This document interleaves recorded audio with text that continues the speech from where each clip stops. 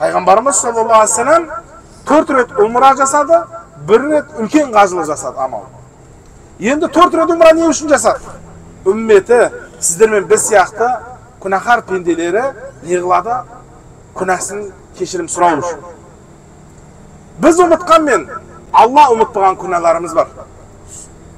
Қараңызшы, қарапайым ғана үйде намаз оқиын деп жатсаң, намазда тұрған уақытта немереңіз есіңізге түседі, біреуге ашуланып сөйлегеніңіз есіңізге түседі, малыңыз, дүниеңіз есіңізге түседі. Ал бірақ ихрамда тұрған кезде ешбір нәрсе есіңізге түспейді. Неге? Қарапайым, мысал, бір компьютердің өзін қарасаңыз, компьютерде вирус көбейетін болса, телефонда не қылады? Жүру жүйесі қиындай бастайды.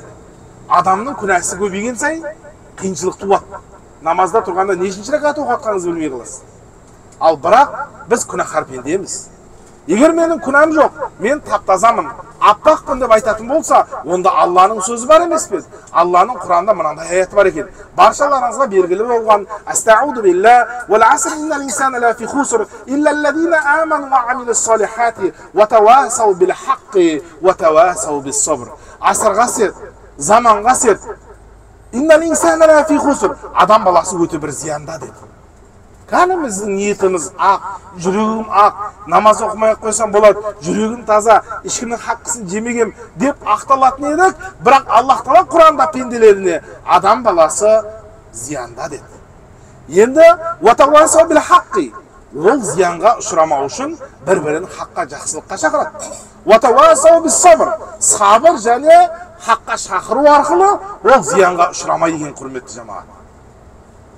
Енді Аллах Тағала Құран-ы Кәрімде аятта айтып жатыр пенделеріне. Бақара сүресінде айтады: "Астаузу билла фазкуруни азкуркум вашкурули ва ла такфурун" дейді.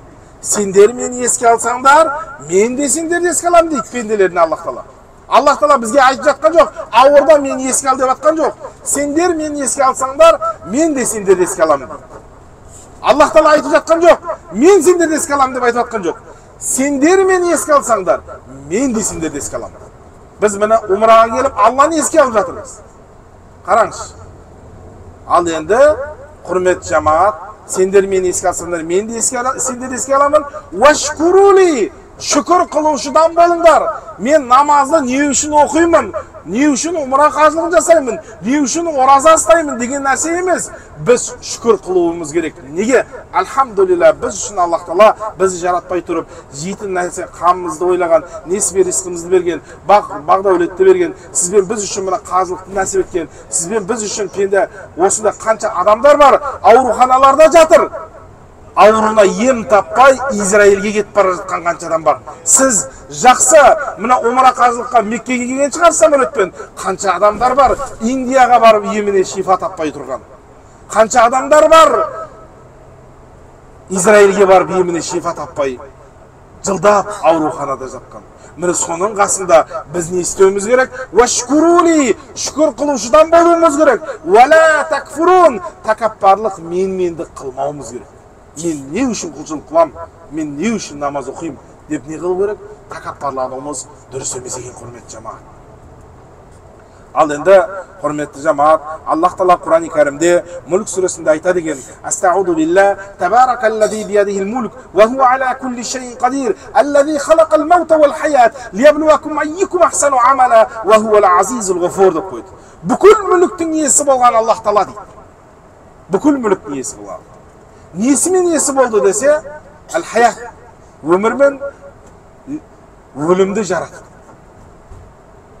Енді осы жерде шәкәрім Құдайбердіұлы былай тапсырлеген екен: қайдан келдік, не етпек керек, қайда барамыз? Біз қайдан келдік, не істеуіміз керек, қайда барамыз? Аяттың жалғасында «Аллази халақал маута вал хаят», өмірді, өлімді жаратты Аллах Тағала, бүкіл мүліктің иесі. Енді «Аллази халақал маута вал хаят лияблуакум айюкум ахсану амала». Енді өмір мен өлімді не үшін жаратты десе, іс жүзінде сыналуларың үшін. Қайсы амалды істейді деп, жақсы амал істей ма, жаман амал істей ма, біздің еркіндігімізде екен, құрметті жамағат. Жақсы, Дубайға келесіз ба, қажылыққа келесіз ба? Міне біз үшін сынақ. Дубайға демалуға келесіз ба, Түркияға демалуға келесіз ба? Жоқ әлде қажылыққа келіп, қиналып құлшылық істеп кетесіз ба? Міне өмірде бізге сынақ. Алла Субхана Тағала өмірді сынақты үстіне қойып қойған. Міне құрметті жамағат, бүгінгі күні қазір біз Жидда қаласына сапар шегіп жатырмыз. Жидда деген сөз апа, әже деген мағынаны білдіреді. Бұл апа, әже деген не десе, Адам алейхиссаламды Аллах Тағала жаратты, Хауа анамызды жаратты. Адам алейхиссаламды жаратқаннан кейін, Адам алейхиссаламды Аллах Тағала ұйықтатып қойды. Жүректің тұсындағы, қараңыздар құрметті жамағат, мынау жүректің тұсындағы сол жақ қабырғадан әйел кісіні жаратты Аллах Тағала. Егер де Аллах Тағала әйел кісінің басының сүйегінен жаратса, басымызға шығып кететін еді. Шығып кетіп жатқандар жоқ па арамызда? Егер аяқтың сүйегінен жаратса, онда аяқ асты болып кететін еді әйел заты. Сол үшін ер кісіге жақын болу үшін жүректің тұсынан жаратып қойған екен Аллах Тағала. Қараңызшы. Әйел затын сол жақ жүректің тұсынан жаратты дағыны, ер кісі оянса, анандай жерде әйел кісі тұр, Хауа анамыз. Қарайды дағыны, Хауа анамыз сол кезде қызғанған екен ғой, жан-жағына қарап, менен басқа әйелді жарат қоймадым ба деп. Әйел кісінің қуануы да, қызғануы да сол екен құрметті жамағат. Қараңызшы, енді әйел кісін жаратты. Сол Хауа анамызбен Адам ата, сізбен біздің әкеміз, сізбен біз түбінде жетімбіз. Біздің әкемізбен шешеміз Хауа анамен Адам алейхиссалам. Енді осы ұрпақтарының барлығын жаратты. Ұрпақтардың бәріне рух үрлеген кезде сіз де, мен де барлығымыз айттық біз. Сен жаратушы иемізсің, біз сенің құлыңмыз деп айттық. Бәріміз уәде бердік. Міне бұны не дейді? Әл-Мисақ дейді. Қашаннан бері мұсылмансың десе, Әл-Мисақтан бері мұсылманмын дейді. Ол не десе, уәде берілген күн дейді. Сізбен біз рухты үрлегенде біз айттық, сен бізді жараттың, біз сенің құлыңмыз деп. Осы жерде бір мысалды айтайыншы. Осы Мекке қаласына бүйтіп қарап тұрсаңыз, бұрын сол жерді көрген сияқты боласыз, Болмаса, елде жүрген уақытта бір айдалаға бардыңызда, бір тауды көрсеңіз, бір жерді көрсеңіз, бұрын сол жерге келген сияқты таң қалып қарап тұрасыз. Неге деген сұрақты болады. Бұрын осылай кездескен сияқты, осы сөз айтылған сияқты болып тұрады. Неге деген сұрақты болады. Өйткені біздің тағдырымызда бұл нәрсе жазылып қойған. Жазылғаннан кейін бізге осы нәрсе болған сияқты болып тұра береді. Ау баста жазылып қойған. Қажылыққа келуіміз жазылып қойған ба? Жақсы жазылып. Аллах Тағала дозақты, жәннатты жаратты, дозақи адамды, жәннати адам жаратты. Қалай Аллах Тағала барлығын біліп тұрып солай жаратты ма десе, кімнің дозаққа баратынды біледі, кімнің жәннатқа баратынды біледі. Кімнің қай амалды істейтінін де жаратпай тұрыпты Аллах Тағала біледі. Қараңыз.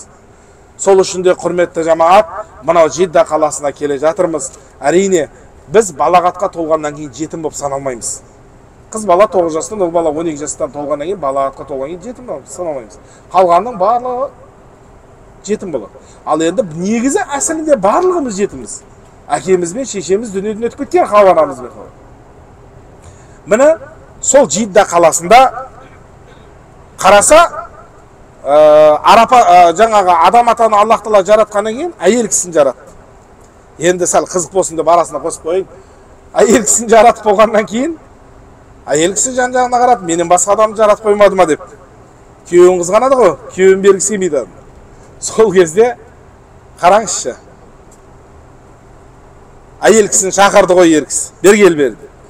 Сөйтсе Хауа анамыз келмеген екен ғой, өзің кел деп. Содан бері қарай әйелдің айтқанын Адам атасы деген екен, біз де істеп қалады екенбіз да кей кезде. Байқамастан. Бірақ Аллах Тағала Құран-ы Кәрімде аятта: "Я аyyuhallazina amanu qu anfusakum ahli nar." Дозақтың отынан болған оттан отбастарыңды сақтаңдар. Сіздер әр үйдің бақташысыңдар, басшысыңдар дейді. Әр ер кісі басшы. Әйелі намаз оқымаса жауап береді. Қызы намаз оқымаса жауап береді. Баласы ұлы намаз оқымаса жауап береді. Бірақ бізде бір қателік бар. Балам 11-ді бітірген соң үлкен оқуға оқса, ертең үлкен азамат болса, бала шағасын бағалатын болса, мені бағалатын болса деп ойлаймыз. Неге біз дүниеден өтіп кеткеннен кейін арқамнан Құран оқитын ұрпақ қалды ма деп, балам кәні бір Құран оқышы деп сұрадық па? Қараңызшы. Күнге үйге барамыз, теледидарды қосамыз, қалауымыз кетеді 4 сағатқа.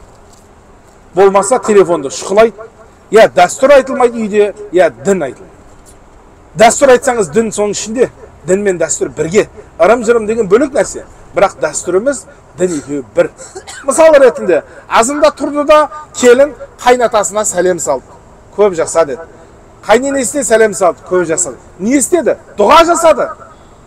Қайнатасы мен қайнетесі дұға жасап тұр келініне. Қараңызшы. Мұсылманның қаруы неткен жақсы сабыр және дұға деген. Міне дұға. Міне сол Жидда қаласына, құрметті жамағат, сапар шегіп жатырмыз. Бұл Жидда қаласы әже, апа деген мағынаны білдіреді. Хауа анамыздың жерленген жері. Бұл Жидда қаласы Хауа анамыздың жерленген жері. Енді Адам алейхиссалам қайда десе, ғалымдарымыз бірден айтады, кешегі Нұх пайғамбардың кезінде сел алып кетті, ол су тасқын болды. Содан кейін қай жерге жерленгеніне беймәлім. Ол жұмбақ болып қалды. Ал Хауа анамыздың жерленген жері сол Жидда қаласы. Сол Жидда деген апа, әже деген анамыздың атынан қойылған. Кешегі мына Дубайда 1,5 километр Бурж Халифа бар ма? Биіктікте. Жидда қаласында 2,5 километр Бурж Халифадан да үлкен ғимарат салынып жатыр. Қазір барған кезде көресіздер, бұл Жидда қаласы өте үлкен, кең теңіздің жағасында орналасқан қала. Ол жерге барып, құрметті жамағат, жер бетін кеземіз. Аллах Тағала Құранда аятта бар. Жер бетін кезіңдер, білімдеріңді арттырыңдар деген. Қараңыз. Бұл тек қана қазылыққа келіп, мыналар қазылыққа келген ба, жоқ әлде саяхат жасап жүр ма бұл? Деп сұрақты болып қалуы мүмкін. Бірақ құлшылықты да көруіміз керек. Аллах Тағала не деді? Ішіңдер, жеңдер, бірақ ысырап етпеңдер деді. Біз құрметті жамағат құлшылыққа келдік және ол жерге барып көріп қайтамыз. Теңізді көреміз. Кустоның өзі білесіздер, жер бетін аралап, сулардың бәрін аралап шықты, бірақ мұсылмандықты қабылдады. Лев Толстой айтқан екен, христиан дінде 3 құдай бар деп айтады.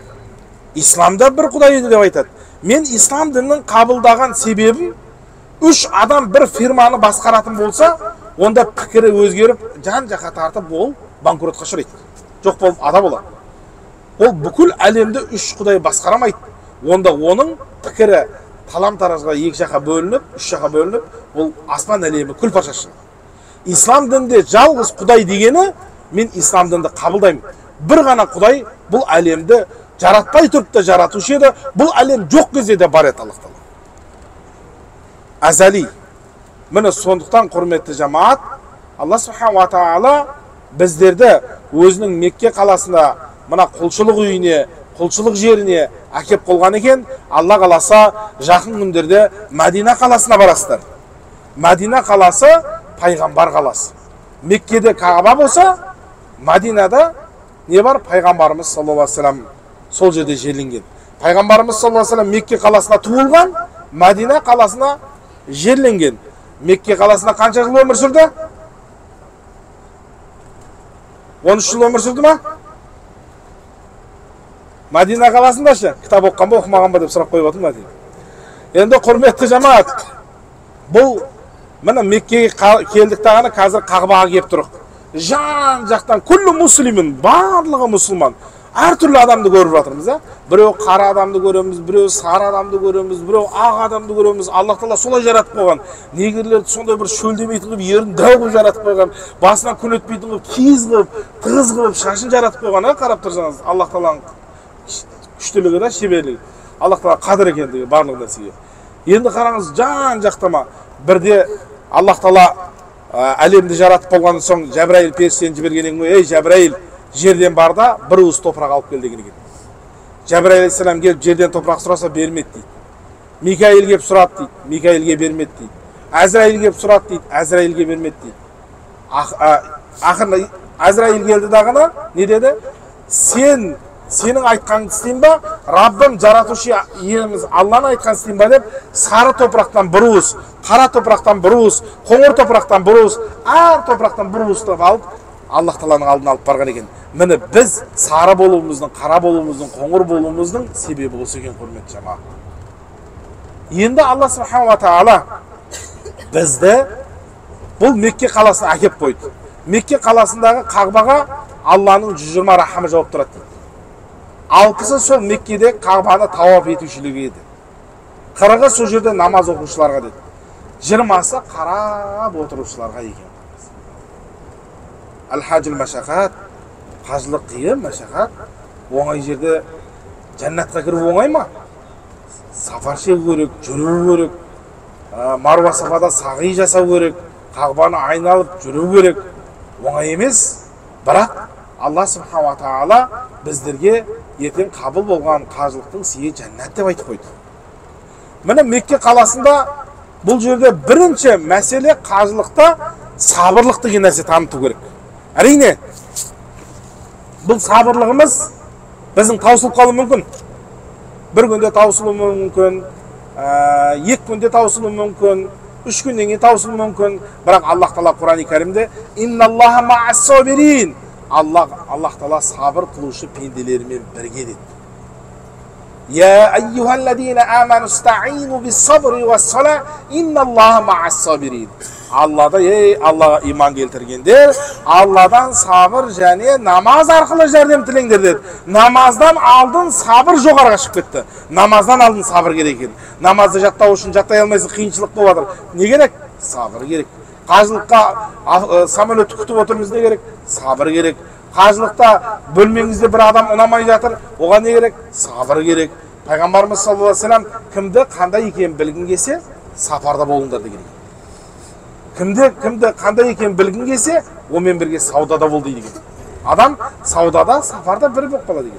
Сол үшін де міне құрметті жамағат, сабыр деп айтып жатырмыз, бірақ бұған сабырлыққа не керек десек, құрметті жамағат, бұл сабырлық турасында бізде бұл айтуға оңай, іс жүзінде бұған сабырлық қыла аламыз ба? Аллах Тағала Құран-ы Кәрімде аятта айтады: «Алладина ида асабатум мусибатун». Құранда аятта былай басталады екен, астағуду билла, Бақара сүресінде айтады: «Валанаблуаннакум бишей минал хауфи вал жуи, ва нақси минал амвали ва анфуси ва самарат, ва башири сабирин, алладина ида асабатум мусибатун, қалу инна лиллахи ва инна илайхи раджиун». Адам баласын біз түрлі сынақтармен сынаймыз дейді. Адам баласын ауыртып сынайды, адам баласын дүниесін азайту арқылы сынайды, адам баласын баламен сынайды, адам баласын анамен сынайды, өмірмен де сынайды, өліммен де сынайды. Алладина ида асабатум мусибат. Сол мусибаттарға ва башири сабирин, пенде сабыр қылатын болса, қалу айтатын болса, инна лиллахи ва инна илайхи раджиун, әлбетте біз Аллахтан келушіміз, Алланың алдына қайтушымыз деген пенделерге, Мұхаммед сен айтқан, менің сыйлығым жәннатта деді. Ал енді сабыр қылу деген нәрседен бір оқиғаны айтқымыз келіп отыр. Кезінде осы Орта Азия өлкесінде Хусейн деген кісі елге танымал болған екен. Ол кісі отбасын тастап, бала шағасын тастап, білім іздеу сапарына жолға шыққан екен. 23 жыл елін тастап, жерін тастап, отбасын тастап, бала шағасын тастап, елінен кетіп қалған екен. Адамдар айтады екен, ол Хусейн, жынды Хусейн. Оның ақыл-есі дұрыс болса, бала шағасын тастап кете ма? Ол тентек Хусейн, жынды Хусейн. Ол Хусейн солай аталып кеткен екен. Қайсы ауыл десе, ана жынды Хусейннің ауылынан, тентек Хусейннің ауылынан. Бірақ ол кісі 23 жыл білім іздеп, білім алып, білімді болып, сондай бір ғалым болып елге келіп жатса, көктемнің уақыты екен, егін егіп жатқан уақыт екен, бір атамыз ақсақал кетпен шауып жатыр екен, атамыз сияқты. Сөйтіп кетпен шауып, егін егіп жатыр екен, көктемнің уақыты. Ана кісі 50 жылдай ел жаңарады дегендей, 23 жылда ауыл өзгеріп кеткен, ауылға әлі жетпеген бір төбе, бір сай бар. Ана атамыздың алдына келіп, ассаламу алейкум ата. Ва алейкум ассалам. Мен сізден бір нәрсе сұрайын деп едім. Осы елде бір Хусейн деген адам бар еді. Сол кісі бар ма десе, Хусейн тентекті айтып жатсың ба? Хусейн жынды, ол жынды ғой, бала шағасын тастап, отбасын тастап, елін тастап, жерін тастап кетіп қалған ол деген. Сөйтсе ата үйтіп айтпаңыз, сол Хусейн мен боламын деген. Сен боласың ба? Иә, мен боламын. Неше жыл білім іздедің? 23 жыл білім іздедің. 23 жыл білім іздесең, сен айтшы, білімнің басы не деп сұрақ қойды дейді. Сөйтсе білімнің басы бисмилла деді. Жоқ, олай емес деді. Білімнің басы ла иляха иллаллах деді. Жоқ, олай емес деді. Білім басы Аллаху акбар деді. Жоқ, олай емес. Онда айтыңыз ата деді. Жоқ, мен айтпаймын деді. Менімен 6 ай үйімде қызметші болып, құл болып жұмыс істейсің, одан кейін айтамын дейсің. Оған айтпасаң, онда айтпаймын. Енді ана 23 жыл білім іздеп келген адам 6 ай не тұрады? 23 жыл білім іздеп келіп, білімнің басы не екенін білмесе, онда ол не істейді? Амал жоқ, көнуіне шарасы жоқ, көнбеуіне. Амалы болмағандықтан кейін жарайды ата деп ақсақалмен келісіп, 6 ай үйінде қызметші болып жұмыс істейді. Келіскен уәдесіне жеткен уақытта атамызға келіп айтады: 6 айға келісіп едік, бүгінгі күні 6 айға толды. Енді мені жіберіңіз. Білімнің басы не екені айтыңыз деген еді. Білімнің басы сабыр деді. Ашуланып кетті. Маған осы сөзді үйрету үшін 6 ай жұмыс істеттің ба мен десе, сен әлі білімді үйренбеген екенсің ғой, сабыр қылсай деген екен. Қараңызшы, құрметті жамағат, сабыр қылу деген қажылықта өте қатты қажетті болады. Бір кісі келуі мүмкін, анау мынандай адам екен, анау мынандай екен, оның жаман қылығы бар екен деп. Пайғамбарымыз саллаллаху алейхи ва саллям не деді? Бір адамды жамандап келсе, қуанбаған біреуді, саған біреуді жамандап келсе, біреуді жамандаған адам, ол сені де басқа біреуге жамандайды деді. Қараңызшы. Сізге келіп алып, ана адам мынандай екен, сен ондай емес екенсің деп сені бір мақтап жатса, қуанып қалмаған, сені де біреуге жамандайды деді. Жамандап үйреніп қалған ауыз ғой. Пайғамбарымыз саллаллаху алейхи ва саллям, сендер бұл дүниеден өтетінен алдын 3 күнәдан сақтаныңдар. Біріншісі Аллаға серік қосу, екіншісі ғайбат, өсек айту, үшіншісі қарыз деді. Біз біріншісіне Аллаға серік қосу. Мына кешегі Қағба пайғамбар алейхиссалам келмей тұрған уақытта Иса пайғамбар мен біздің пайғамбар алейхиссалам заманында екеуінің арасында 600 жыл, 6 ғасыр өткен. Адамдар бұттарға табынып, надандық жахилия дәуірі болған. Арабтарда қыз туылса тірідей көміп тастайтын болған. Ол уақытта адамдардың арасында, елдің арасында мейірім деген нәрсе болмаған. Адамдар мал базарларда, малдар сатылған сияқты, адамдар да солай базарларда сатылатын болған. Сонда адамдардың арасында құлдық дәуірі болған. Әлім жеттік көрсетіп, күш көрсетіп, шамасы келген адам, шамасы жоқ адамның шарасы жоқ болғандықтан, ол адам соның қызметін істеуге мұқтаж болған. Міне сондай уақытта адамдар ислам діні келетін, бір жақсы пайғамбар келетін шығар, бір күні бір жақсылық болып қалатын шығар деп адамдар күтумен әлек болған. Міне біздің пайғамбарымыз саллаллаху алейхи ва саллям 571 жылы 20 сәуірде дүйсенбі күні дүниеге келді. Осы Мекке қаласында дүниеге келген. Пайғамбарымыз саллаллаху алейхи ва саллям 571 жылы 20 сәуірде қай уақытта дүниеге келді десе, бамдат намазынан кейін таң атайын деп тұрған уақытта дүниеге келген екен. Жарық болып жатқан уақыт. Ол кейінгі сол кездегі ғалымдар айтқан екен: біз 20 сәуір күні бұл туылған еді, таң атайын деп жатқан уақытта туылған еді. Қараңғылық дәуірді жарықтандыру үшін келген екен. Бұл сондай қараңғыны жарық ашып жатқанда туылғанның себебі де осы екен. Адамдардың арасында бұл пайғамбар болып келгендігіне дәлел болған екен. Міне пайғамбарымыз саллаллаху алейхи ва саллям әкесінің аты кім? Абдулла еді. Анасының есімі кім? Амина еді. Атасының есімі Абдул-Мутталиб еді. Міне қазір осы пайғамбарымыз саллаллаху алейхи ва саллямның әкесінің аты кім деп сұрасақ, бізде анасының атын, әкесінің атын білмеуі мүмкін. Мүмкін білетін шығар балдарымыз. Бірақ футболистің барлығын аттарын жаттап алған ғой біздің балдарымыз. Болмаса, өлең айтатын актерлардың, өлең айтатын адамдардың барлығын не қылып алған? Аттарын жаттап алған. Құрметті жамағат, біз ертең қияметте Раббым Алла пайғамбарым Мұхаммед, дінім ислам, кітабым Құран деп айту үшін пайғамбарымыз саллаллаху алейхи вассаламды тануымыз керек шығар біз. Құрметті жамаат, біріншісі не екен? Аллаға серік қосу екен.